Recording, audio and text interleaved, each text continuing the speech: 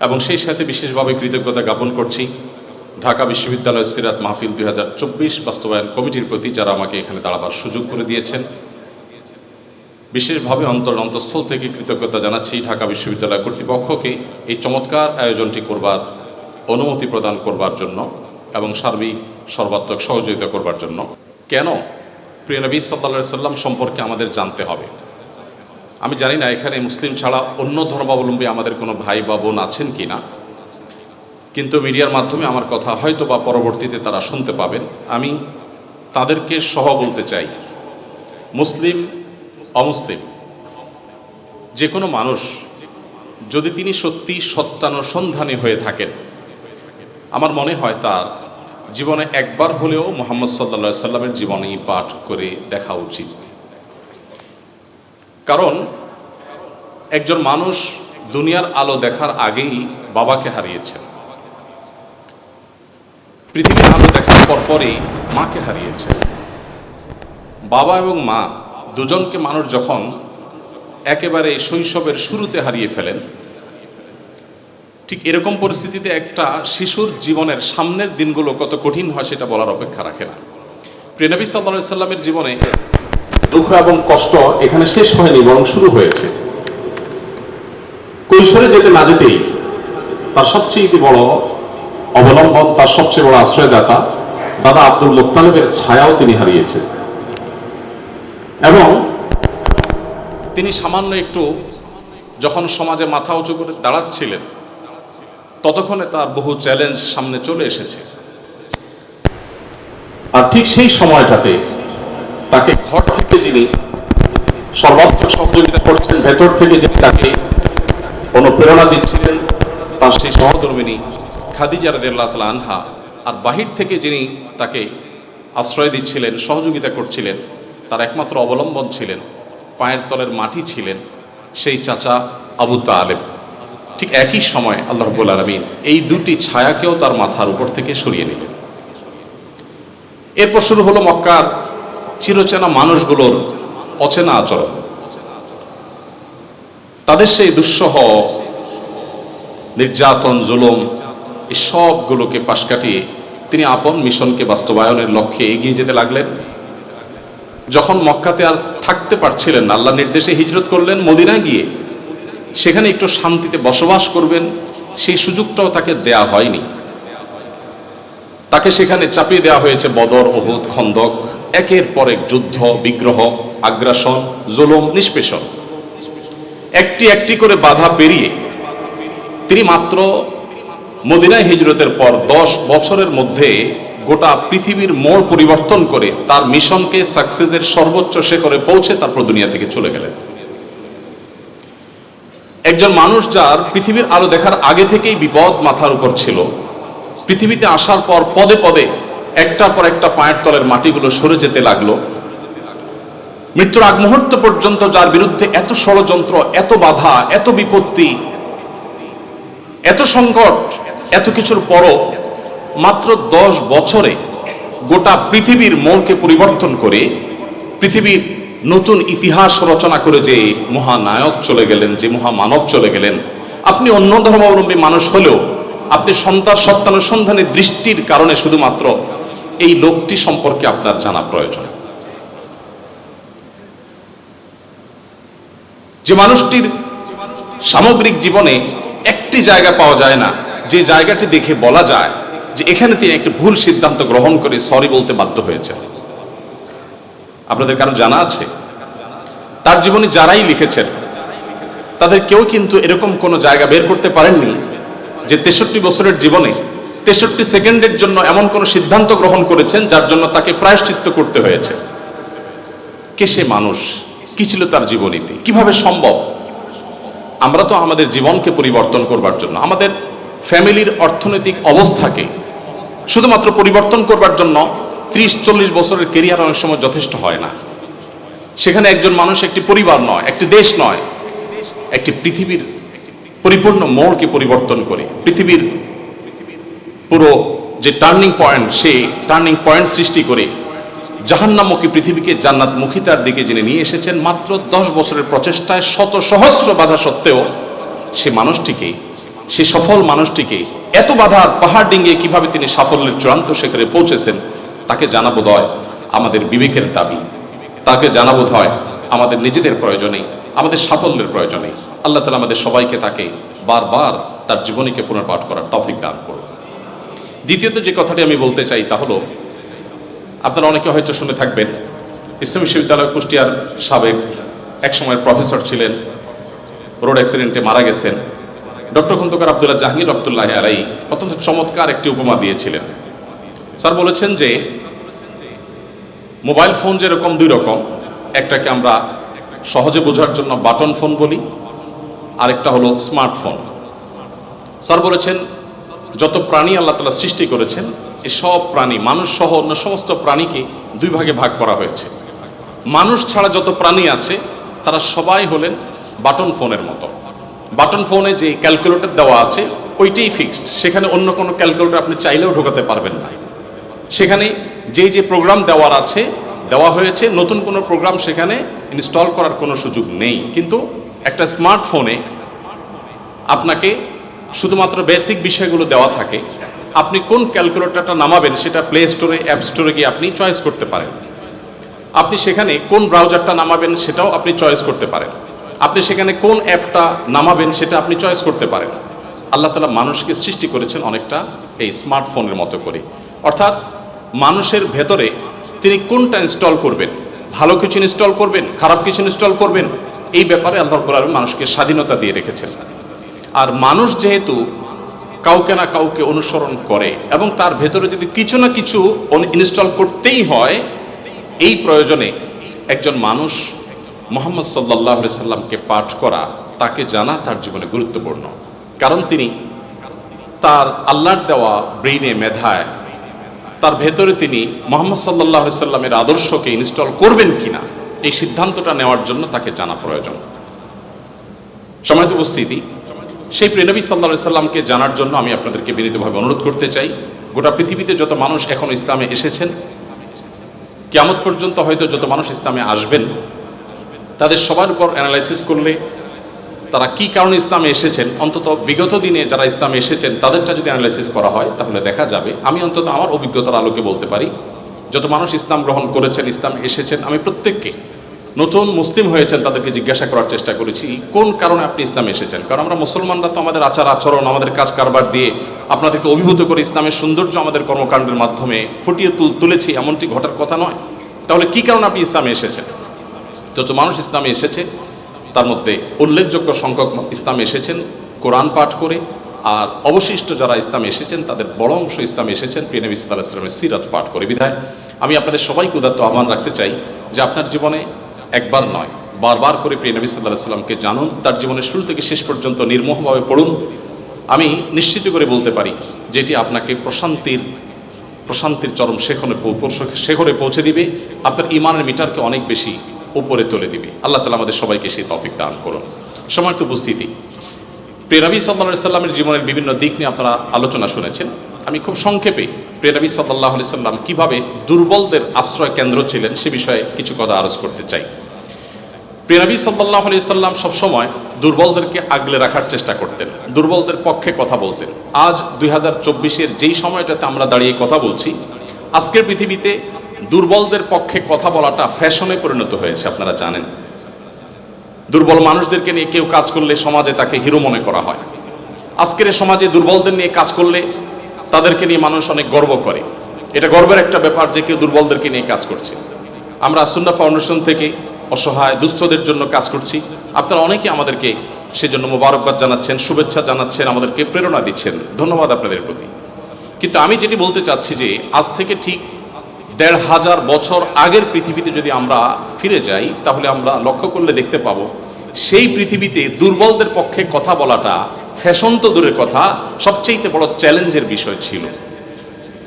আজকের এই অনুকূল পৃথিবীতে দাঁড়িয়ে আপনি দাস-দাসীর অধিকার, আপনি শ্রমিকের অধিকার, আপনি নারীর অধিকার, আপনি অন্য ধর্মাবলম্বী সংখ্যালঘুদের অধিকার নিয়ে কথা বলতে পারেন। এই কথা বলাটা অনেক নিরাপদ, অনেক ফ্লেক্সিবল পরিবেশ আপনি দেখেন। কিন্তু মুহাম্মদ সাল্লাল্লাহু আলাইহি সাল্লাম যখন দুর্বলদের পক্ষে কথা বলেছেন তখন পৃথিবীতে দুর্বলদের পক্ষে কথা বলাটা সহজ কাজ ছিল না। এটা লাইফ রিস্কের ব্যাপার ছিল, কিন্তু সে কাজটা তিনি করেছেন।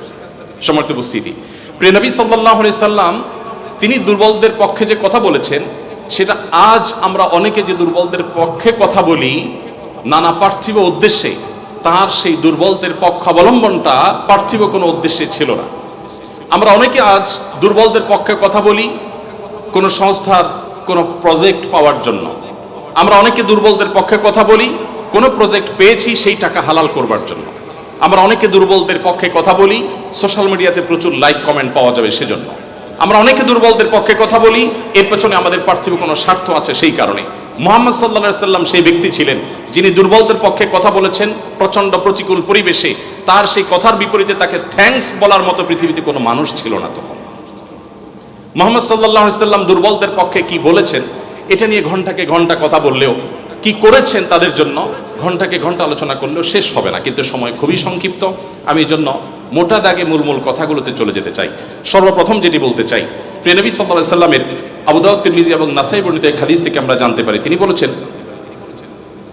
তোমরা তোমাদের যে সমস্ত দুর্বল মানুষেরা আছে সেই সমস্ত দুর্বল মানুষদের ব্যাপারে আমার কাছে তালাশ করবে, খোঁজ খবর নিবে, তাদের জন্য কোনো কিছুর প্রয়োজন হলে আমাকে বলবে। কেন? কারণ তোমরা জানো যে তোমাদের আল্লাহ তাআলার তরফ থেকে যে রিজিক প্রাপ্ত হও, ফাইন্নামা তুরজাকুন ওয়া তুনসারুনা বিদুআফাইকুম, তোমাদের যারা দুর্বল আছেন সে দুর্বল এবং অসহায় মানুষগুলোর উসিলায় তাদের কারণে আল্লাহ তাআলা তোমাদেরকে যুদ্ধ বিগ্রহে শত্রুর বিপক্ষে জয় দিয়ে থাকেন, সেগুলো তাদের কারণে দেন।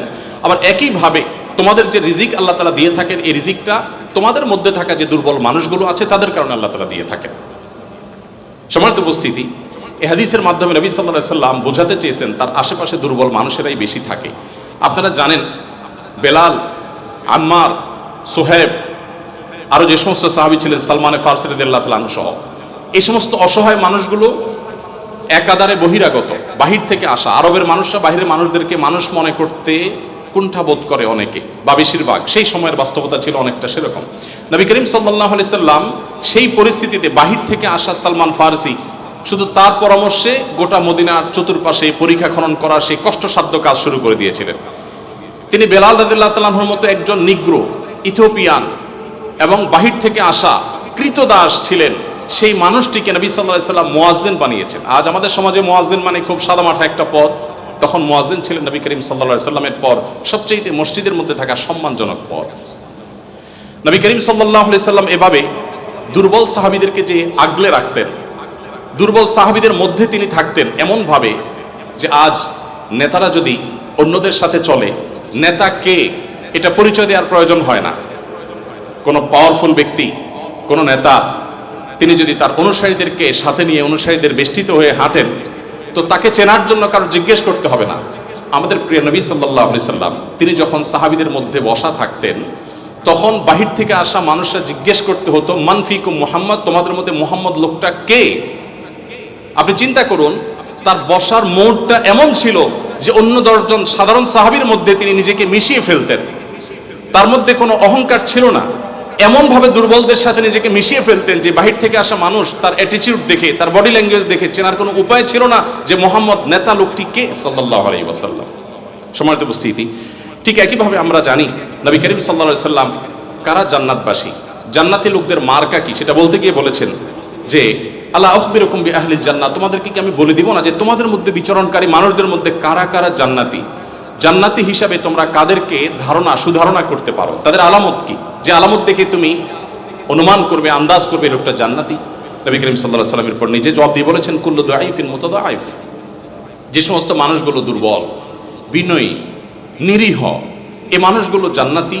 অর্থাৎ যদি তাদের ঈমান অন্য সব বিষয়গুলো ঠিকঠাক থাকে, পাশাপাশি তিনি যদি নিরীহ গোছের হন, বিনয়ী হন, বিনম্র হন, তিনি যদি খুব বেশি অহংকারী, অনেক বেশি রূঢ় স্বভাবের না হন, তাহলে এই মানুষগুলো জান্নাতি হওয়ার এটি একটি বড় লক্ষণ। এখানে নবী করিম সাল্লাল্লাহু আলাইহি সাল্লাম দুর্বলতাকে জান্নাতি হওয়ার, নবী সাল্লাল্লাহু আলাইহি সাল্লাম দুর্বলতাকে বা বিনয়কে জান্নাতি হওয়ার লক্ষণ হিসাবে উল্লেখ করেছেন। এখান থেকে বোঝা যায় দুর্বলদের অবস্থান তার কাছে কেমন ছিল। আমরা নবী সাল্লাল্লাহু আলাইহি সাল্লামের যে দুর্বলদের প্রতি তার যে ভালোবাসা, তার যে তাদের অধিকার আদায়ের প্রচেষ্টা, তাদেরকে সমাজে তাদের যথাযথ অধিকার ফিরিয়ে দেওয়ার প্রচেষ্টা, সে সম্পর্কে যদি আমরা কয়েকটা উপমা দিতে চাই, আমরা একজন একজন করে বলতে চাই।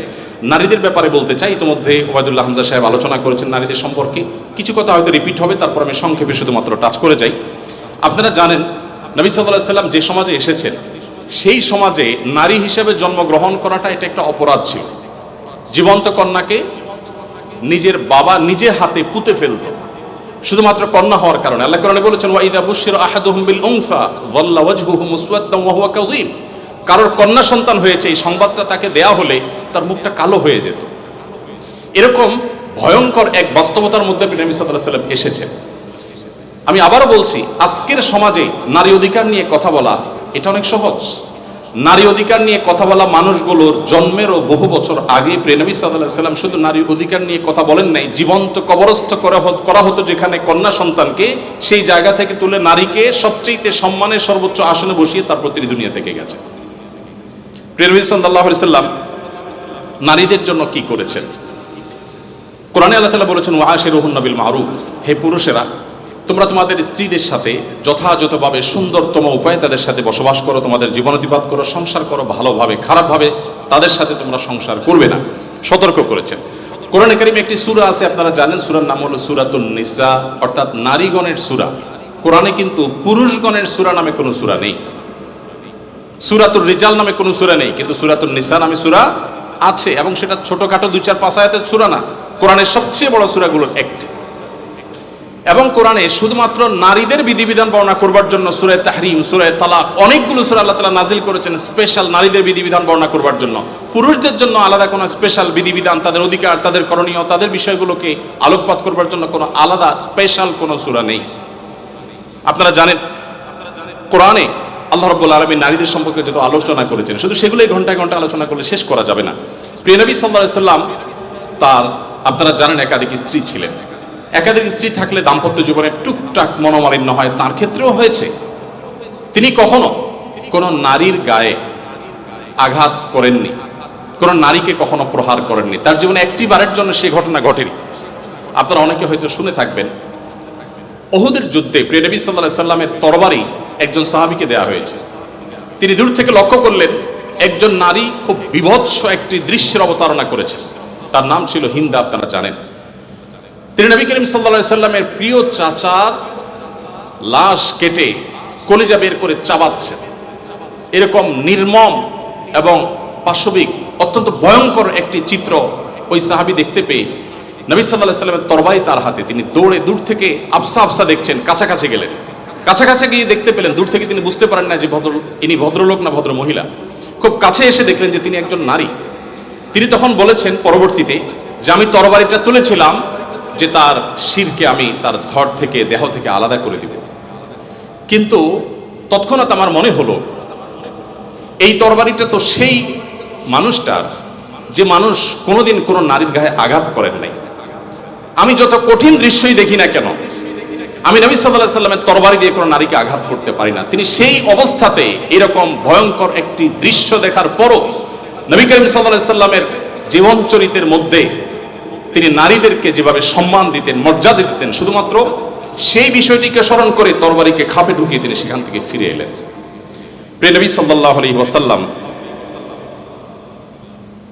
তিনি যুদ্ধের ময়দানে কয়েক শ্রেণী মানুষকে কোনোভাবেই যেন হত্যা না করা হয় তার জন্য আগে থেকে বলে রেখেছেন, এবং যুদ্ধের আগে যোদ্ধাদেরকে, মুজাহিদদেরকে বলে রাখতেন, খবরদার রণাঙ্গনের শত্রুপক্ষের অন্য সব মানুষকে আঘাত করলো, নারীদেরকে আঘাত করবে না। আপনারা এই জন্য সাহাবীদের মধ্যে পুরুষ সাহাবীদের শহীদ হওয়ার অনেক লম্বা ফিরিস্তি বা লিস্ট আপনারা দেখতে পান, মহিলা সাহাবীদের লিস্ট খুব বেশি একটা দেখা যায় না। যদিও পুরুষদের আল্লাহর জন্য জীবন উৎসর্গ করার এই পথের সর্বপ্রথম পথ নির্দেশ করেছেন যিনি, অবাক করা বিষয় হলো তিনি একজন নারী, সুমাইয়া রাদিয়াল্লাহু তাআলা আনহা। প্রিয় ভাইরা আমার, নবী করিম সাল্লাল্লাহু আলাইহি সাল্লাম তার জীবনের একেবারে শেষের দিকের বক্তব্যগুলোর, ভাষণগুলোর একটি ছিল ইস্তাউসু বিন নিসাই খায়রা, তোমরা নারীদের ব্যাপারে আমার কাছ থেকে ভালো ওসিয়ত গ্রহণ করো। অর্থাৎ আমি তোমাদেরকে ওসিয়ত করছি, আমি জীবনের শেষ মুহূর্তে, অন্তিম মুহূর্তে তোমাদেরকে উপদেশ দিচ্ছি, নারীদের বেলায়, মহিলাদের ব্যাপারে তোমরা ভালো আচরণ করবে, এটি আমার কাছ থেকে শুনে রাখো। নবী করিম সাল্লাল্লাহু আলাইহি ওয়াসাল্লাম তিনি তিনটি জিনিসকে খুব বেশি ভালোবাসতেন। তিনটি জিনিস তার কাছে খুব বেশি প্রিয় ছিল, আপনারা অনেকে হাদিসটি জানেন। তার একটি ছিল সুগন্ধি, তিনি পারফিউম আতর খুব পছন্দ করতেন। আরেকটি ছিল সালাত নামাজ, এটি তার চক্ষু শীতলতার কারণ ছিল, তার অনেক ভালো লাগতো নামাজ আদায় করতে। আরেকটি ছিল নারী। এখানে নারী প্রিয়র অর্থ হলো বাবা এবং মায়ের মধ্যে নবী সাল্লাল্লাহু আলাইহি সাল্লাম বাবার চাইতে মাকে বেশি প্রায়োরিটি দিতেন। সন্তানের মধ্যে ছেলে এবং মেয়ের মধ্যে মেয়েকে বেশি ভালোবাসতেন, এত বেশি ভালোবাসতেন যে প্রিয় নবী সাল্লাল্লাহু আলাইহি সাল্লামকে আল্লাহ তাআলা ছেলে সন্তান দিয়েছেন, তাদের সবাইকে শৈশবে মৃত্যু দিয়েছেন, তার একমাত্র চারটি কন্যা সন্তানকে বাঁচিয়ে রেখেছেন। দিন শেষে তিনি কন্যাদের বাবা হয়ে বেঁচেছিলেন, ছেলেদের বাবা হয়ে বেঁচে ছিলেন না। ঠিক একইভাবে প্রিয় নবী সাল্লাল্লাহু আলাইহি সাল্লামের আরেকটা হাদিস সহিহ মুসলিমে বর্ণিত হয়েছে, আমরা জানি নবী সাল্লাল্লাহু আলাইহি সাল্লাম বলেছেন, কেউ যদি তার দুটি কন্যা সন্তানকে প্রাপ্তবয়স্ক হওয়া পর্যন্ত সুন্দর আচরণ করে, যথাযথভাবে লালন পালন করে, কোনো প্রকার বৈষম্য না করে, অবিচার না করে, তাদের প্রতি সদাচরণ করে, তো কিয়ামতের ময়দানে নবী সাল্লাল্লাহু আলাইহি সাল্লাম বলেছেন সেই লোক শুধু জান্নাতে যাবে না, কিয়ামতের দিন আল্লাহ নবী সাল্লাল্লাহু আলাইহি সাল্লাম বলেছেন আনা ওয়া হুয়া কাহাতাইন, সে এই দুটি আঙ্গুল যেরকম পাশাপাশি অবস্থান করছে জান্নাতে আমার ঠিক কাছাকাছি এইভাবে অবস্থান করবে, দুটি কন্যা সন্তানকে যথাযথভাবে পালন করবার কারণে।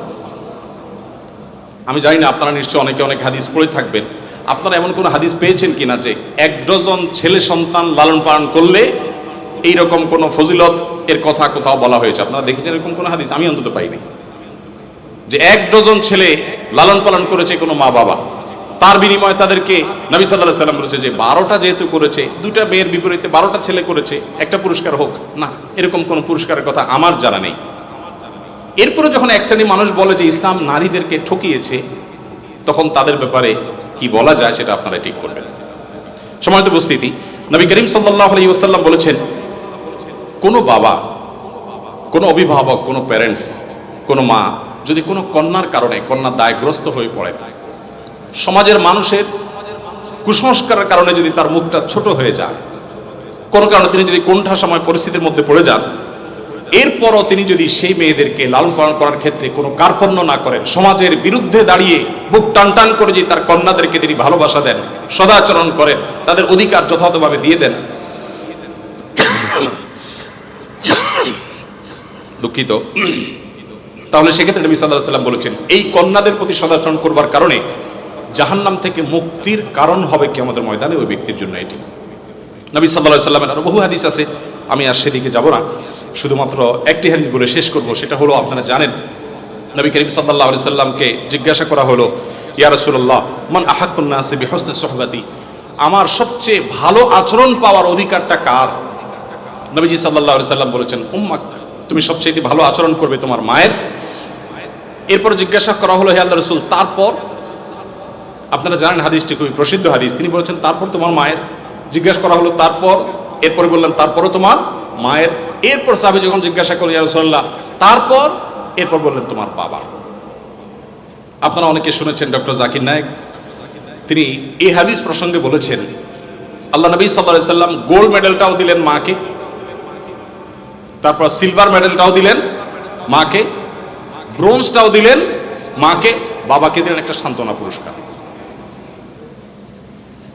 এরপরে যদি কেউ বলে যে ইসলাম নারীদেরকে ঠকিয়েছে, যে যুক্তিতে বলে সেটা আপনারাও জানেন আমিও জানি, বলা হয় বাবার সম্পদে ছেলে যদি 2 টাকা পায়, মেয়ে 1 টাকা পায়, এখানে মেয়ের প্রতি অবিচার করা হয়েছে। আপনারা জানেন এর মতো হাস্যকর একটা দাবি আরেকটি হতে পারে না, কারণ ছেলে বেচারা, এতক্ষণ শুধু মেয়েদের কথা বলছি, আসলে একটু ছেলেদেরকে আমরা দুর্বল হিসেবে দেখি। ছেলে বেচারা প্রাপ্তবয়স্ক হওয়ার পর বাবা মা তার ভরণ পোষণ দিতে বাধ্য নন। যদি বাবা মা বলেন যে তুমি প্রাপ্তবয়স্ক হয়ে গেছো, তোমার চাল ডাল তুমি জোগাড় করো, বাবা মা সেটা বলতে পারেন, সে রাইট তাদের আছে। বিয়ে এখনো বেচারা করে নাই, মাত্র প্রাপ্তবয়স্ক হয়েছে। এরপর প্রাপ্তবয়স্ক হওয়ার পর যখন বিয়ে শাদীর চিন্তা করে, বাপ মা এটা বলতেই পারেন যে বাবা তোমার বিয়ে শাদীর টাকা তুমি জোগাড় করো, আমি তোমার বইয়ের গহনা কিনে দিব, মোহর জোগাড় করব, তোমার খরচ খরচা দিব। এটা বাবা মা করতে বাধ্য নন শরীয়তের দৃষ্টিকোণ থেকে, ছেলেরটা ছেলেকেই জোগাড় করতে হবে। আপনাদের অনেকগুলো প্রশ্ন আমার কাছে আসছে, এর মধ্যে সবচেয়ে কমন যে প্রশ্ন বারবার এসেছে সেটা হলো যুবকদের প্রশ্ন, বাবা মা বিয়ে দিতে চায় না, আমরা কি করব? আমি সে প্রশ্ন উত্তরে যেতে পারবো কিনা জানি না, তবে তরুণদের এই আহাজারে আমাকে খুব কষ্ট দেয়, কারণ আমি খুব বেশি বয়সে বিয়ে করিনি, আমি এখন নানা হয়েছি, আপনারা অনেকে জানেন। আমার এই বয়সে আমি নানা হয়েছি, এটা অনেকে শুনলে আসমান থেকে নাজিল হওয়ার উপক্রম হয় যে কিভাবে সম্ভব। তো আমি বলি, আমি আমার সংসার জীবন গোছানো শেষ, আমি এবং আমার মিসেস সহ বাকি জীবন আরামের সাথে দেশ বিদেশ যদি ঘুরেও বেড়াই, আল্লাহ বিল্লাহ করে বাকি জীবন কাটিয়ে দিই, আমার কোনো টেনশন নাই, কারণ আমার সংসারের সব সেট আপ করা শেষ। সে সমস্ত মানুষদেরকে দেখে আমার করুণা হয়, মায়া হয়, যারা আর্লি ম্যারেজকে দোষণীয় মনে করে তারা অনেক বেশি দেরি করে তথাকথিত নিজের পায়ে দাঁড়ানোর কথা বলে 30-35 পার হওয়ার পর বিবাহ শাদী করেন। এই মানুষগুলো তাদের ছেলে মেয়ে হইতে হইতে, প্রথম তো আবার ছেলে মেয়ে নেওয়া যাবে না, একটা লম্বা সময় এনজয় করতে হবে, 40-এর পর হয়ে যায় ছেলে মেয়ে হতে হতে, এরপর এই ছেলে পড়ালেখা করে গ্রাজুয়েশন করতে করতে 55-60 চুই হয়ে যায়, ততক্ষণে সংসারের ঘানি টানতে থাকে। আল্লাহ না করুন ছেলেটা যদি অমানুষ হয়, এই বেচারা বৃদ্ধ বয়সে আর যাওয়ার কোনো উপায় নাই, আবার সন্তান তো একটা বা দুইটা বেশি নেওয়া যাবে না, তাহলে তার দুঃখের কোনো শেষ আছে? আর আমার সব কিছু কমপ্লিট।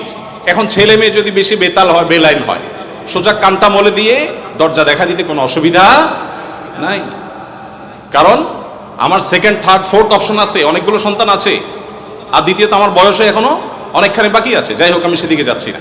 আমি যেটা বলছিলাম সেটা হলো, ছেলেদের এই বেচারাদের যে অসহায়ত্ব, এটার কথা কেউ বলে না। দেখেন, আমিও নারীদের ওয়াজি করে গেলাম, ছেলেদের অসহায়ত্বের কথা একটু বলি। এই বেচারারা যতদিন বাবার সংসারে থাকবে, তোমার ঘানে তুমি টানো, বাবা মা বাধ্য না। মেয়েকে কিন্তু এটা বাবা বা মা বলতে পারেন না। এরপর যখন বিয়ে হবে, বিয়ের সময় ওই যে ছেলেরা চিরকুট নিয়ে আসে, হুজুর একটু বলে দেন আমার আব্বা এখানে আছে। আমি পল্টনে একটা হোটেলের উদ্বোধনী দিনে আমার এক বন্ধু মানুষ সেখানে গেছিলাম, এক ছেলে তার বাবাকে ধরে আমার কাছে নিয়ে আসছে, এসে বলছে, হুজুর আপনার অনেক ওয়াজ শুনছি, আজকে আমার বাপরে হাতের কাছে পাইছি, আমাকে বিয়ে দেন, আমি বহু বলছি, আজকে আপনি হাতে নাতে বলেন। আমি নিজের লজ্জা লাল হয়ে গেলাম, ছেলে কি বেহায়ার মতো কথা। যাই হোক, তো এই বেচারারা বিয়ে করতে যাবে, বাপ বলে যে কি করো তুমি, বিয়ে করবে মানে টাকা কামাই করো।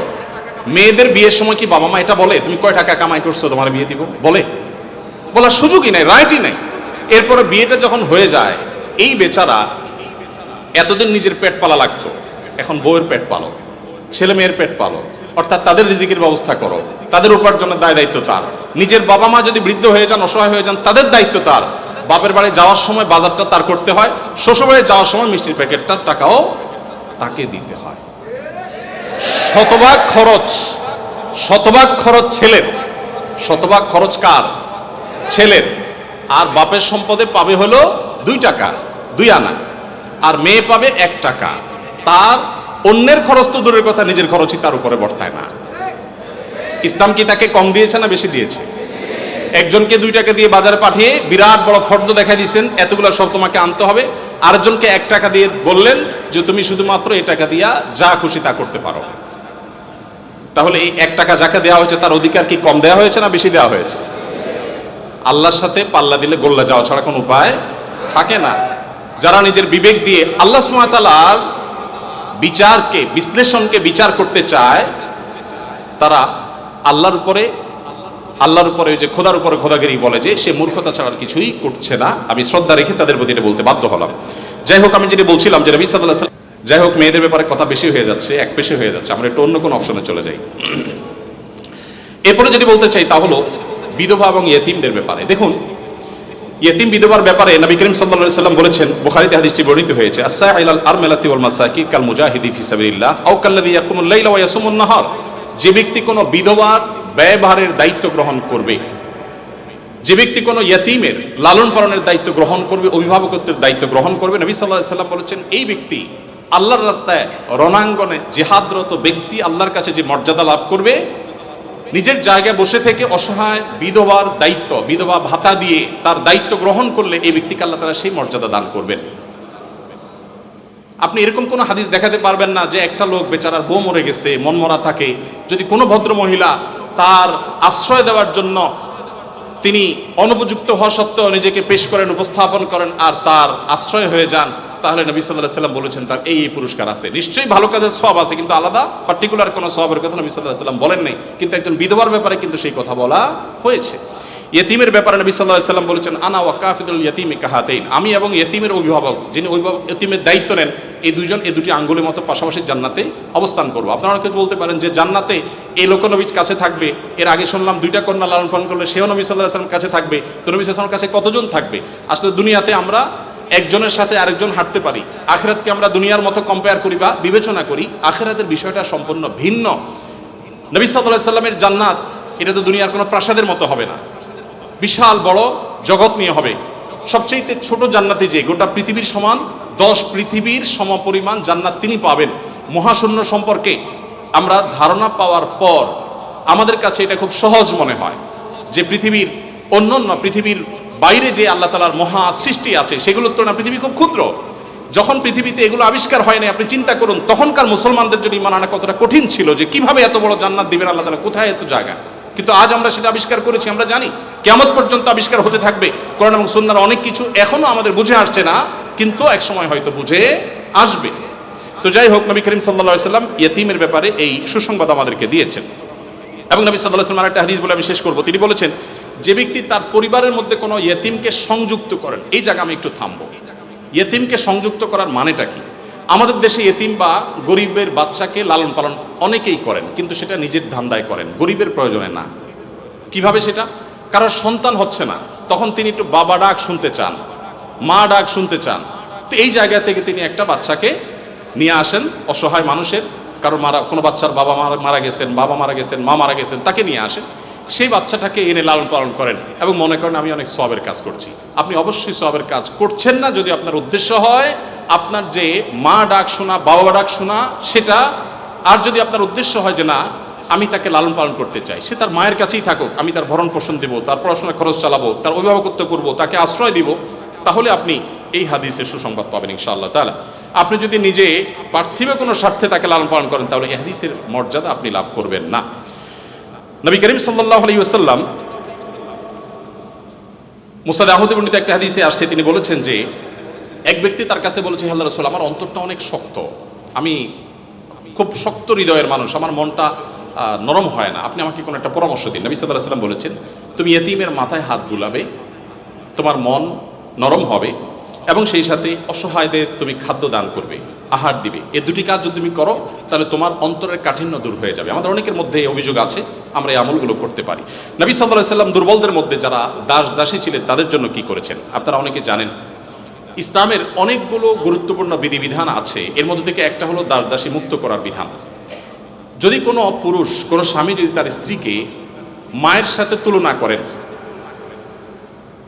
মায়ের সাথে তুলনা করার একটা পর্যায়ে আছে যেটাকে ইসলামী ফিকহের পরিভাষায় জেহার বলা হয়। রাগের বশে এরকম অনেকে করে থাকেন যে আমার মা যেরকম হারাম তুমি এরকম হারাম, তালাকের মতোই অনেকটা, এই টাইপের কথা যদি কেউ বলেন তার প্রায়শ্চিত্ত হলো তাকে একটি দাস মুক্ত করতে হবে। কেউ যদি ইচ্ছাকৃতভাবে রোজা ভঙ্গ করেন তাহলে তার প্রায়শ্চিত্ত হলো তাকে একটি দাস মুক্ত করতে হবে। কেউ যদি শপথ করে শপথ রক্ষা না করেন, ভঙ্গ করেন, তাহলে তাকে দাস মুক্ত করতে হবে। কেউ যদি কোনো মানুষকে হত্যা করেন, ভুলে হত্যা করেন, তার প্রায়শ্চিত্তগুলোর মধ্যে থেকে একটা হলো তাকে দাস মুক্ত করতে হবে। এভাবে ইসলাম অনেকগুলো ভুলের প্রায়শ্চিত্ত হিসাবে অন্য কোনো অপশনের চাইতে দাস মুক্তিকে প্রায়োরিটি দিয়েছে, গুরুত্ব দিয়েছে। নবী সাল্লাল্লাহু আলাইহি ওয়াসাল্লাম বারবার বলেছেন, কারণ তিনি চাইতেন মানুষ দাস না থাকুক, মানুষ মুক্ত হয়ে যাক। নবী সাল্লাল্লাহু আলাইহি ওয়াসাল্লাম আজকের পৃথিবীর মতো ফ্যাক্টরি রেভলিউশনের পর মানুষের মুক্তির জন্য বা দাস প্রথার বিরুদ্ধে তিনি কথা বলেছেন এমন না। আমি আগেই বলেছি, আজ পৃথিবীতে বহু দুর্বলদের পক্ষে কথা বলা মানুষ পাবেন, তার সবগুলোই বেশিরভাগই দেখবেন স্বার্থের কারণে। আমরা নিজেরাও দুর্বলদের সহযোগিতা করি। এই যে বন্যা গেল, অনেকেই বন্যার সময় ত্রাণ নিয়ে গেছেন জাস্ট একটা ছবির জন্য, অনেকে ত্রাণ নিয়ে গেছেন, কষ্ট করেছেন, শুধু তার একটা লাইভ দরকার, কিছু লাইক দরকার, কিছু কমেন্ট দরকার, কিছু বাহবা দরকার। তো নবী সাল্লাল্লাহু আলাইহি ওয়াসাল্লাম দাসীদের মুক্তির জন্য কথা বলেছেন সেই সমাজে যখন দাসী ছিল আজকের যুগে বিএমডব্লিউর মালিক হলে যেরকম গর্বের, দাসী থাকা সেরকম গর্বের, এরকম মূল্যবান অ্যাসেট কোনো বিনিময় ছাড়া মুক্ত করে দেওয়ার জন্য নবী সাল্লাল্লাহু আলাইহি ওয়াসাল্লাম উৎসাহিত করতেন। শুধু তাই নয়, আপনারা জানেন যে নবী করিম সাল্লাল্লাহু আলাইহি ওয়াসাল্লাম বলেছেন, কোনো দাসকে যদি কেউ মুক্ত করে তাহলে ওই দাসের প্রতিটি অঙ্গকে মুক্ত করার বিনিময়ে যে ব্যক্তি এই কাজটি করলেন আল্লাহ তাআলা ওই ব্যক্তিকে তার ওই অঙ্গকে জাহান্নাম থেকে মুক্তির পরওয়ানা দান করবেন। নবী সাল্লাল্লাহু আলাইহি ওয়াসাল্লাম আরেকটি হাদিস আছে, তিনি বলেছেন জীবনের শেষ কথা। নবী সাল্লাল্লাহু আলাইহি ওয়াসাল্লামের জীবনের শেষ কথা কি আমরা জানি, অনেকে জানি, আসসালাতু আসসালাত ওয়া মা মালাকাত আইমানুকুম। অর্থাৎ নবী করিম সাল্লাল্লাহু আলাইহি ওয়াসাল্লামের জীবনের শেষ কথা ছিল তোমরা নামাজের ব্যাপারে দায়িত্বশীল থাকবে, নামাজের ব্যাপারে দায়িত্বশীল থাকবে এবং তোমাদের দাস দাসীদের ব্যাপারে দায়িত্বশীল আচরণ করবে। এটা ছিল তার জীবনের শেষ কথা। একটা মানুষের কাছে দাস দাসীদের অধিকার কত গুরুত্বপূর্ণ হলে, অধীনস্থ মানুষগুলোর অধিকার কত গুরুত্বপূর্ণ হলে জীবনের শেষ কথা এটা বলে চলে যান যে তোমরা তাদের ব্যাপারে খবরদার সদাচরণ করবে, তাদের প্রতি কোনো জুলুম অবিচার করবে না। আপনারা অনেকে আবু মাসউদ আনসারী রাদিয়াল্লাহু তাআলা আনহুর নাম শুনেছেন। আবু মাসউদ আনসারী রাদিয়াল্লাহু তাআলা আনহু তার একজন দাসকে প্রহার করছিলেন, অধীনস্থকে, কাজের লোককে প্রহার করছিলেন। নবী সাল্লাল্লাহু আলাইহি ওয়াসাল্লাম পেছন থেকে বললেন, আলাম আবু মাসউদ, সাবধান, শুনে রাখো হে আবু মাসউদ, লাল্লাহু আকদারু আলাইকা মিনকা আলাই, তুমি এই দাসের প্রতি যতটা পাওয়ার রাখো, হোল্ড করো, আল্লাহ তাআলা তোমার উপর তার চেয়ে বেশি পাওয়ার হোল্ড করেন, মাইন্ড ইট। এই কথা শোনার পর আবু মাসউদ আনসারী রাদিয়াল্লাহু তাআলা আনহু সেই দাসকে মুক্ত করলেন, বলে ইয়া রাসূলুল্লাহ আমি তাকে মুক্ত করে দিলেন। তখন নবী সাল্লাল্লাহু আলাইহি ওয়াসাল্লাম বলেছেন, যদি তুমি আজ তাকে মুক্ত না করতে জাহান্নাম তোমাকে স্পর্শ করতো। আব্দুল্লাহ ইবনে ওমর রাদিয়াল্লাহু তাআলা আনহু বলেছেন, আমি নবী করিম সাল্লাল্লাহু আলাইহি ওয়াসাল্লামকে বলতে শুনেছি, যে ব্যক্তি কোনো দাসের প্রতি জুলুম করবে, তাকে অন্যায়ভাবে প্রহার করবে তার কাজের লোককে, অধীনস্থ লোককে, তার প্রায়শ্চিত্ত হলো সে অধীনস্থ লোকটাকে সে মুক্ত করে দিতে হবে, দাস মুক্ত করে দিতে হবে, যেটা সহজ কোনো ব্যাপার ছিল না তখন। বুখারীর একটি বিশ্ববিখ্যাত হাদিস, স্বর্ণের অক্ষরে যেটা টানিয়ে রাখা দরকার আমাদের বাসা বাড়িতে। নবী সাল্লাল্লাহু আলাইহি ওয়াসাল্লাম বলেছেন, ইখওয়ানুকুম খাওয়ালুকুম, তোমাদের ভাই ব্রাদার যারা, তারাই তোমাদের অধীনস্থ কাজের মানুষ। এই মানুষগুলো সম্পর্কে নবী সাল্লাল্লাহু আলাইহি ওয়াসাল্লাম বলেছেন, জাহানাহুমুল্লাহু তাহতা আইদিকুম, তাদেরকে আল্লাহ তাআলা তোমাদের অধীনস্থ করে দিয়েছেন। এর মধ্যে ইঙ্গিত রয়েছে আল্লাহ চাইলে তোমাকে তার অধীনে করে দিতে পারতেন। অতএব ফামান কানা আখুহু তাহতা ইয়াদি, যে ব্যক্তি তার ভাই তার অধীনে থাকবে, অর্থাৎ কোনো দাস, কোনো দাসী অথবা যে কোনো কাজের মানুষ, এই হাদিসে দাস দাসীর কথা বলা হয়নি, যে কোনো কাজের লোক, অধীনস্থ মানুষ যদি কারোর অধীনে থাকে, ফালইউতইমহু মিম্মা ইয়াকুল, তাহলে সে যা খায় একই কোয়ালিটির খাবার যেন তাকে অফার করে, এবং সে যা পোশাক পরে একই কোয়ালিটির পোশাক যেন তাকে পরায়। যে কাজের লোক আছে, খাদেম আছে, এই লোকগুলোর যত ভুল করে কয়বার মাফ করা যায় আপনি একটু বলেন? মানে এটা সীমা আছে তো, কতবার মাফ করা যায়? নবী করিম সাল্লাল্লাহু আলাইহি ওয়াসাল্লাম চুপ থাকলেন, লোকটা আবার একই কথা বললেন, নবী সাল্লাল্লাহু আলাইহি ওয়াসাল্লাম চুপ থাকলেন। তিনি আবার যখন বললেন, নবী করিম সাল্লাল্লাহু আলাইহি ওয়াসাল্লাম বলেছেন, দিনে 70 বার মাফ করলাম। কতবার? এর মানে হলো তুমি নিজেকে নিয়ন্ত্রণহীন করবে না। এই বিষয়ে অবশ্য ওয়াজ করা অনেক সহজ, আমল করা অনেক কঠিন। আল্লাহ তাআলা আমাদেরকে আমলের তৌফিক দান করুন। এভাবে নবী করিম সাল্লাল্লাহু আলাইহি ওয়াসাল্লাম দুর্বলদের পক্ষে, দুর্বলদের অধিকার আদায়ের জন্য অনেক কথা বলেছেন। সেই সময় যখন দুর্বলদের পক্ষে কথা বলা আজকের মতো ফ্যাশনের বিষয় ছিল না। আজ যারা অধিকারের কথা বলে, তাদের জন্মেরও হাজারো বছর আগে প্রিয় নবী সাল্লাল্লাহু আলাইহি ওয়াসাল্লাম এই মানুষগুলোর অধিকার আদায় করে উন্নতির চরম শিখরে রেখে গেছেন। পৃথিবী আবার তাদেরকে অবনমন করেছে, আজ সেজন্য আমাদেরকে কথা বলতে হচ্ছে। সম্মানিত উপস্থিতি, নবী করিম সাল্লাল্লাহু আলাইহি ওয়াসাল্লাম তিনি অন্য ধর্মাবলম্বীদের অধিকার নিয়ে যত কথা বলেছেন, অনেক লম্বা কথা বলতে হবে, আমার হাতে একেবারে সময় নেই। আমি শুধু এটুকু বলবো, আল্লাহ তাআলা কোরআনে কারিমে বলেছেন, লা ইয়ানহাকুমুল্লাহু আনিল্লাযীনা লাম ইউকাতিলুকুম ফিদ-দীন ওয়া লাম ইখরিজুকুম মিন দিয়ারিকুম আন তাবাররুহুম ওয়া তুকসিতু ইলাইহিম ইন্নাল্লাহা ইউহিব্বুল মুকসিতিন। যে সমস্ত অন্য ধর্মাবলম্বীরা তোমাদেরকে তোমাদের দেশ থেকে বের করে দেয়নি, তোমাদের উপর কোনো যুদ্ধ চাপিয়ে দেয়নি, অর্থাৎ শান্তিপূর্ণ সহাবস্থান করছে, তাদের প্রতি সদাচরণ করতে আল্লাহ তোমাদেরকে নিষিদ্ধ করেনি না, বরং আল্লাহ তাআলা সদাচরণকারী, ন্যায়নিষ্ঠ আচরণকারীকে ভালোবাসেন। তার মানে সংখ্যালঘুদের প্রতি, অন্য ধর্মাবলম্বীদের প্রতি কোনো মুসলিম যদি সদাচরণ করে, এই লোক আল্লাহর ভালোবাসা পাবে। বাংলাদেশে মানুষ ধর্মপ্রাণ, এদেশে ওলামা একরাম দায়িত্বশীল। এই জন্য আমি প্রায় বলি, আমাদের আশেপাশে অন্য যে কোনো দেশের সংখ্যালঘুদের চাইতে আমাদের দেশের সংখ্যালঘুরা আলহামদুলিল্লাহ অনেক ভালো আছে, সেজন্য আমরা অনেক হ্যাপি এবং সুখী। আমরা চাই তারা আরও ভালো থাকুক। আমাদের আশেপাশে বিভিন্ন দেশে বহু ধর্মীয় দাঙ্গা হয়েছে, শত শত মানুষ মারা গেছে। বাংলাদেশের আজও পর্যন্ত কখনোই ধর্মীয় দাঙ্গায় শত শত মানুষ তো দূরের কথা, ডজন ডজন মানুষ মারা গেছে, এমন কোনো ঘটনা কখনো শোনা। সংখ্যালঘুদের নির্যাতনের যে সমস্ত বিচ্ছিন্ন ঘটনা ঘটে, এটা আমরাও জানি, আমাদের সংখ্যালঘু ভাই বোনেরাও জানেন। এটা দিন শেষে রাজনৈতিক ফায়দা হাসিলের নীল নকশা ছাড়া আর কিছুই নয়। বাংলাদেশের সবচেয়ে বড় ধর্মীয় শিক্ষা প্রতিষ্ঠান হাটহাজারী মাদ্রাসার ঠিক কোল ঘেঁষে একটা মন্দির, আমি সেই মাদ্রাসার ছাত্র। এত প্রাচীন এই মন্দির এবং মাদ্রাসাও প্রাচীন, শতবর্ষী মাদ্রাসা এবং প্রাচীন মন্দির। কেউ বলতে পারবে না যে মাদ্রাসার হাজার হাজার ছাত্রের কেউ কোনোদিন একটা ঢিল সেই মন্দিরে নিক্ষেপ করেছেন অথবা মন্দির থেকে পাল্টা এরকম কিছু হয়েছে, কেউ বলতে পারবে না। বাংলাদেশের মানুষের সাম্প্রদায়িক সম্প্রীতির যে উদ্যোগ দৃষ্টান্ত, পৃথিবীর অনেক উন্নত দেশেও সে দৃষ্টান্ত নাই। এটা আমরা কোত্থেকে পেয়েছি? ইসলাম থেকে পেয়েছি। আমাদের সংখ্যালঘু ভাই বোনদের প্রতি সদাচরণ করতে আমাদের ইসলাম বলে, ভালো মুসলিম হওয়ার প্রয়োজনে আমাদের এটা করতে হচ্ছে। অথবা আমরা যত বেশি ভালো মুসলিম হতে পারবো, আমাদের সংখ্যালঘু ভাই বোনরাও তত নিরাপদে থাকবেন। নবী সাল্লাল্লাহু আলাইহি ওয়াসাল্লাম বলেছেন, যেই ব্যক্তি কোনো অমুসলিম, যিনি মুসলিম ভূখণ্ডে বসবাস করার পারমিশন নিয়ে আসছেন, ধরুন বাইরে থেকে ভিসা নিয়ে এসছেন, অনুমোদিত তার বসবাসটা, এরকম কোন অন্য ধর্মাবলম্বীকে যদি কোনো মুসলমান হত্যা করে, এই মুসলমান এই হত্যার কারণে জান্নাত তো দূরের কথা, জান্নাতের ঘ্রাণও সে পাবে না। মানুষটা কিন্তু অন্য ধর্মাবলম্বী। নবী সাল্লাল্লাহু আলাইহি ওয়াসাল্লাম একটা ইহুদির লাশ নিয়ে যাওয়া হচ্ছিল, তিনি সম্মান প্রদর্শন করলেন। সাহাবীরা বললেন, ইয়া রাসূলুল্লাহ, ইহুদির লাশ আপনি সম্মান প্রদর্শন করছেন? নবী সাল্লাল্লাহু আলাইহি ওয়াসাল্লাম বলেছেন, আলাইসাত নাফসা, সে কি মানুষ না? লোকটা ইহুদি হতে পারে কিন্তু তিনি মানুষ না। আব্দুল্লাহ ইবনে ওমর রাদিয়াল্লাহু তাআলা বাসায় ছাগল জবে হয়েছে, তিনি বাহির থেকে এসে জিজ্ঞাসা করলেন, আহাদাইতুম লিজারিনাল ইয়াহুদি, আমাদের ইহুদি প্রতিবেশী বাসায় গোশত পাঠিয়েছো? বাসার লোকজন বলল, না তো। তখন তিনি বললেন, আল্লাহ রাসূল সাল্লাল্লাহু আলাইহি ওয়াসাল্লাম প্রতিবেশীর অধিকার নিয়ে এত কথা বলেছেন যে নিজের সম্পদে তাদের হিস্সা আল্লাহ তাআলা নির্ধারণ করে দেওয়ার উপক্রম হয়েছিল, আর তোমরা কেন প্রতিবেশী বাসায় খাবার পাঠাওনি?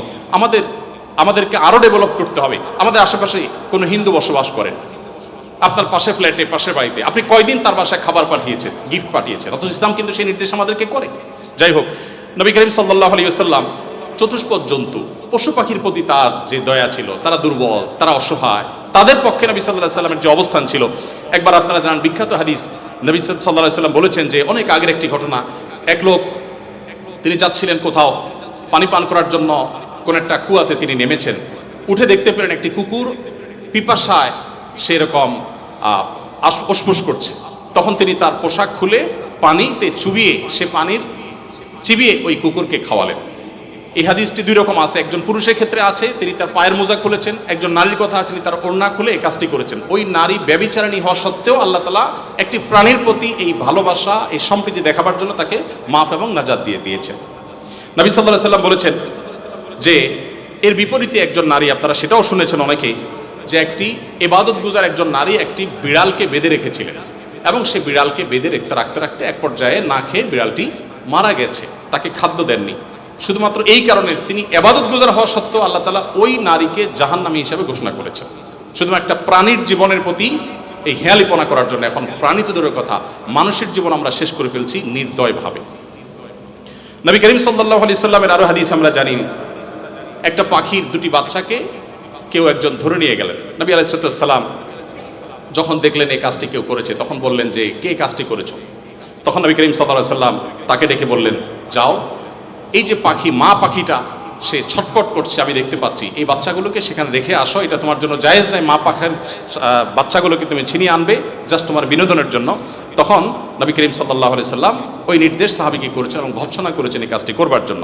এর বিপরীতে আরেকটা ঘটনা আমরা জানি, এর পাশাপাশি আরেকটা ঘটনা আমরা জানি, নবী সাল্লাল্লাহু আলাইহি সাল্লাম এক ব্যক্তিকে দেখলেন, তিনি পিপিলিকার উপদ্রব থেকে বাঁচার জন্য আগুন দিয়ে পোড়াচ্ছেন। তিনি বলেছেন, খবরদার, লা ইউআযযিবু বিন-নার ইল্লা রাব্বুন নার, আগুন দিয়ে পুড়িয়ে নির্মমভাবে তুমি এটাকে হত্যা করতে পারো না। যদি হত্যা করতেই হয় তাহলে তুমি এমনি পিষে মেরে ফেলো, অন্য কোনোভাবে মেরে ফেলো, নির্মমভাবে তুমি মারতে পারো না। আমাদের অনেকে দেখবেন যে এক ধরনের আঠা পাওয়া যায় ইঁদুর মারার, সে আঠা দিয়ে ইঁদুর মারার চেষ্টা করেন, নির্মমভাবে মৃত্যু, হত্যা করা বা নিধন করা, এটা জায়েজ নাই। সে আপনাকে উপদ্রব করে, আপনি হত্যা করতে পারেন, কিন্তু নির্মমভাবে হত্যা করবার বা হত্যাকে আপনি এনজয় করবেন, এই অধিকার আপনাকে ইসলাম দেয়নি। নবী করিম সাল্লাল্লাহু আলাইহি ওয়াসাল্লাম তার সাহাবী আব্দুল্লাহ ইবনে সাঈদ ইবনে জুবায়ের বলেছেন যে সাহাবী আব্দুল্লাহ ইবনে ওমর রাদিয়াল্লাহু তাআলা আনহু একবার যাচ্ছিলেন, দেখলেন যে কুরাইশের কিছু যুবক কিছু পাখিকে বেঁধে রেখে তীর নিক্ষেপ করছিলেন হাত সই করার জন্য, এবং ওই পাখিগুলোর যে মালিক তাকে বলেছেন যেটা লাগবে না, মিস হবে, ওই তীরটা তোমার, বিনিময়ে তুমি তীর পেয়ে যাবে, আর লাগলে তো পাখি মারা যাবে। এটা জাস্ট মজা করছিল তারা। দেখেন আল্লাহ নবী সাল্লাল্লাহু আলাইহি ওয়াসাল্লামের সাহাবী আব্দুল্লাহ ইবনে ওমর যখন এসেছেন, জাস্ট তাকে দেখেছে, দেখার সাথে সাথে দৌড়ে পালিয়ে গেছে তারা, ওই যুবকরা, কারণ জানেন যে নবী সাল্লাল্লাহু আলাইহি ওয়াসাল্লামের সাহাবী কোন প্রাণীর প্রতি নির্মমতাকে সহ্য করবেন না, চলে গেছে তারা। তখন এবার আব্দুল্লাহ ইবনে ওমর রাদিয়াল্লাহু তাআলা আনহু বলেছেন, আল্লাহ লানত এবং অভিশাপ নাজিল হয় ওই মানুষগুলোর প্রতি যারা কোনো প্রাণীকে এরকম বিনোদনের জন্য জাস্ট তীর মেরে, গুলি মেরে বিভিন্নভাবে লক্ষ্যবস্তু তাদেরকে বানায়। নবী করিম সাল্লাল্লাহু আলাইহি ওয়াসাল্লামের জীবনের বহু ঘটনা আছে, আমরা বলে শেষ করতে পারবো না, আমি একেবারে শেষের দিকে চলে আসছি। একবার নবী করিম সাল্লাল্লাহু আলাইহি ওয়াসাল্লাম একটি ওট দেখতে পেলেন, খুব ক্ষীণকায়, জীর্ণশীর্ণ, দুর্বল, এবং তার চোখে পানি। নবী সাল্লাল্লাহু আলাইহি ওয়াসাল্লাম তার শরীরের উপরে খুব আলতো করে হাত বুলিয়ে দিলেন। তখন সেই ওটের আচরণ দেখে বর্ণনাকারী সাহাবী বলছেন, মনে হচ্ছিল সে অনেকটা প্রশান্তি অনুভব করেছে। তখন তিনি ওটের মালিককে ডেকে বললেন, যে এই ওটকে তুমি কেন ভালো করে খাবার দাবার দাও না, তারপর তার ব্যাপারে তুমি আল্লাহকে কেন ভয় করো? নবী সাল্লাল্লাহু আলাইহি ওয়াসাল্লাম তাকে সতর্ক করলেন। ঠিক একইভাবে নবী সাল্লাল্লাহু আলাইহি ওয়াসাল্লাম ঐতিহাসিক একটি হাদিস সহিহ মুসলিম বর্ণিত যে তিনি বলেছেন, ইন্নাল্লাহা কাতাবাল ইহসানা আলা কুল্লি শাই ফাইদা কাতালতুম ফাহসিনুল কিতলা ওয়া ইযা যাবাহতুম ফাহসিনুজ যিবহা। যদি কেউ কোনো প্রাণীকে জবে করতে হয়, জবে করে খেতে হয়, আল্লাহ তার জন্য হালাল করেছেন, সেও যেন নির্মমভাবে জবে না করে। এই জন্য ছুরি যেন ভালো করে ধার দিয়ে নেয়, যাতে করে পশুর প্রতি নির্মমতা করতে করতে ধীরে ধীরে তাকে যেন হত্যা করতে না হয়। এমনকি কোনো মানুষকে যদি মৃত্যুদণ্ড দিতে হয়, তাকেও যেন নির্মমভাবে হত্যা না করা হয়। প্রয়োজনে তাকে যদি মৃত্যুদণ্ড দিতে হয়, এমনকি রণাঙ্গনে যদি শত্রুপক্ষ হয়, নির্মমভাবে তার অঙ্গ প্রত্যঙ্গ কেটে টুকরা টুকরা করবেন। এই নির্মমতা করার অনুমতি ইসলাম আপনাকে দেয়নি। আপনাকে মানুষ হতে বলেছে ইসলাম। নবী সাল্লাল্লাহু আলাইহি ওয়াসাল্লাম এক ব্যক্তিকে দেখলেন যে তিনি তার কোনো একটা পশু জবাই করার জন্য শুইয়েছেন, শুইয়ে তারপরে সেই পশু ছুরি ধার দিচ্ছেন। একদিক থেকে শুয়েছেন, হয়তো পাও দিয়ে ফাড়া দিয়ে ধরে রেখেছেন, আর অপর দিক থেকে হাত দিয়ে তিনি ছুরি ধার দিচ্ছিলেন। নবী সাল্লাল্লাহু আলাইহি ওয়াসাল্লাম বলেছেন যে আতুরিদু আন তুমিতাহা মাউতা, তুমি কি চাও এই প্রাণীটাকে কয়েকবার হত্যা করতে? কেন তুমি আগে ছুরি ধার দিয়ে আনো নাই? নবী করিম সাল্লাল্লাহু আলাইহি ওয়াসাল্লাম একটি গাধার পাড় দিয়ে যাচ্ছিলেন, দেখতে পেলেন যে গাধাটার উপরে কেউ ছ্যাঁক দিয়েছে, কোনো লোহাটো হাতে দাগ দিয়ে ছ্যাঁক দিয়েছে, ক্ষতবিক্ষত হয়েছে। নবী সাল্লাল্লাহু আলাইহি ওয়াসাল্লাম বলেছেন, লাআনাল্লাহু আল্লাযী ওয়াসামা, যে ব্যক্তি এই গাধাটাকে ছ্যাঁক দিয়েছে, আল্লাহর লানত, আল্লাহর রহমত থেকে সে বঞ্চিত হয়ে অভিশাপ তার উপরে নাজিল হবে। নবী করিম সাল্লাল্লাহু আলাইহি ওয়াসাল্লাম এক ব্যক্তিকে দেখলেন যে তিনি বলছেন, হে আল্লাহর রাসূল, আমি যখন ছাগল জবে করি তখন আমি যাতে অপ্রয়োজনে কষ্ট দিতে না হয়, নির্মমতা করতে না হয়, সেদিকটা খেয়াল করে। নবী সাল্লাল্লাহু আলাইহি ওয়াসাল্লাম বলেছেন, রাহিমাকুল্লাহ, তুমি যদি ছাগলের প্রতি দয়া পরবশ হও, আল্লাহ তাআলা তোমার প্রতি দয়া পরবশ হবেন। ভাইরা আমার, এমনকি তৃণ লতা গাছপালা এগুলো প্রয়োজন ছাড়া যদি কেউ কাটে, নবী সাল্লাল্লাহু আলাইহি ওয়াসাল্লাম বলেছেন ওই ব্যক্তির মাথায় আল্লাহ তাআলা জাহান্নামের আগুন নিক্ষেপ করেন। প্রয়োজন ছাড়া যদি বৃক্ষ নিধন করে কেউ। আমি তো সারাদিন সারারাত বলি, হয়তো নবী সাল্লাল্লাহু আলাইহি ওয়াসাল্লাম দুর্বলদের অধিকার আদায়ের জন্য কি করেছেন, শুধু কথা বলেননি, কি করেছেন সেগুলো বলে হয়তো শেষ করা যাবে না। আমাদের সময় অনেক আগেই শেষ হয়ে গেছে। আমি শুধুমাত্র শেষের দিকে আসছি এবং বলতে চাই, আজকে যে জায়গায় আমি দাঁড়িয়ে কথা বলছি, এই বিশ্ববিদ্যালয় সহ বহু বিশ্ববিদ্যালয়, বিশেষ করে পাবলিক বিশ্ববিদ্যালয়গুলো, যেগুলো মেধাবীদের, দেশের সবচেয়ে বড় বড় ভালো মেধাবীদের সবচেয়ে বড় বিচরণ ক্ষেত্র, এই জায়গা থেকে আমাদের আনন্দের অনেক ইতিহাস যেমন রচিত হয়েছে, দুই একটি দুঃখের এবং বেদনার ঘটনাও এখানে ঘটত। তার মধ্যে থেকে একটি হলো র্যাগিংয়ের ঘটনা। নতুন একজন শিক্ষার্থী, যেখানে পুরাতন শিক্ষার্থী বা বড় ভাইদের কাছে, সিনিয়রদের কাছে স্নেহ ভালোবাসা পাওয়ার কথা, র্যাগিংয়ের নামে তাকে অপমানিত করা, অপদস্থ করা, তাকে হ্যারাসমেন্ট করা, তাকে অপমান অপদস্থ করে পশুর মতো বুনো আনন্দে মেতে ওঠা, এটা আমাদের দেশের অনেক শিক্ষা প্রতিষ্ঠানের একটি অঘোষিত কালচারে পরিণত হয়েছিল। আমরা আশা করব এই পশুত্ব, এই নির্মমতা, এটা আমাদের দেশে আর কোনো শিক্ষা প্রতিষ্ঠানে কোনোদিন ফিরে আসবে না। আমরা সবাই যদি দায়িত্বশীল হই, আমরা সবাই যদি মানুষ হই, ভালো মুসলমান হতে হলে ভালো মানুষ আমাদেরকে হতে হবে। আমরা যদি ভালো মানুষ হই, তাহলে আমাদের দ্বারা এরকম ঘটনা কখনো ঘটতে পারে না। একজন মানুষের কষ্ট কারণ আনন্দের কারণ হতে পারে না। নবী করিম সাল্লাল্লাহু আলাইহি ওয়াসাল্লাম বলেছেন, যে ব্যক্তি কোনো ছোটদের প্রতি স্নেহ করে না, ভালোবাসে না, সে আমার উম্মত না।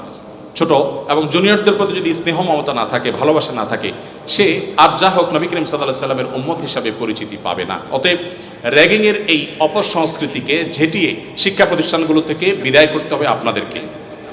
সবাই রাজি আছেন তো ইনশাআল্লাহ? আল্লাহ তাআলা আমাদের সবাইকে সেই তৌফিক দান করুন। সম্মানিত উপস্থিতি, আমাদের আসরের সময় হয়ে গেছে অনেক আগেই। আমি খুব সংক্ষেপে শেষ করলাম। আপনাদের প্রশ্ন, অনেকগুলো প্রশ্ন আমার কাছে আছে, কিন্তু প্রশ্ন আমি এখনো টাচই করতে পারলাম না, তো সেজন্য আমি ক্ষমা চেয়ে নিচ্ছি। নামাজের পর আর কোনো সেশন আদৌ থাকবে কিনা আমি জানি না, তবে যেহেতু প্রশ্নগুলো আপনারা দিয়েছেন, আমি কোনো লাইভে সেটার উত্তর দিয়ে দিতে পারি। আর যদি নামাজের পরে সেশন হয়, তাহলে সেখানে আমরা 15-20 মিনিটের প্রশ্নগুলো উত্তর দেওয়ার চেষ্টা করতে পারি। আর একটি আহ্বান আপনাদের প্রতি আমি রাখতে চাই, সেটা হলো, আপনারা অনেকে আমাদের সাথে বিভিন্ন সময় যোগাযোগ করেন যে আস-সুন্নাহ ফাউন্ডেশনের সাথে আপনারা কিভাবে ইনভলভ হবেন। আপনারা অনেকে হয়তো মনে করেন আমরা শিক্ষার্থী মানুষ, আমরা টাকা পয়সা দিতে পারবো না, তাহলে আস-সুন্নাহ ফাউন্ডেশনের সাথে কীভাবে ইনভলভ হবে। আমি আপনাদেরকে বলতে চাই, আস-সুন্নাহ ফাউন্ডেশনের যে ওয়েবসাইট আছে, asunnahfoundation.org, আমাদের এই ওয়েবসাইটে ভলান্টিয়ার রেজিস্ট্রেশন বা ভলান্টিয়ার নিবন্ধন যে ফিচার আছে, সেখানে ক্লিক করে আপনি আপনার তথ্যপত্র দিয়ে যদি সাবমিট করে রাখেন, আমাদের কাছে আপনাদের ডাটা চলে আসবে।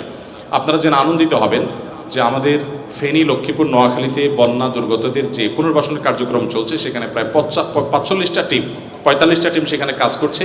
এই প্রত্যেকটা টিমে কোনো না কোনোভাবে কোনো না কোনো পাবলিক বিশ্ববিদ্যালয়ের ছাত্ররাই নেতৃত্ব দিচ্ছেন। তাদের সাথে কোনো ব্যবসায়ীকে, কোনো চাকরিজীবীকে ট্যাগ করা হয়েছে। 3 জন করে এক একটা টিমে থাকে, তারা সেখানে কাজ করছে, তথ্যপত্রগুলো ভেরিফিকেশন করছে।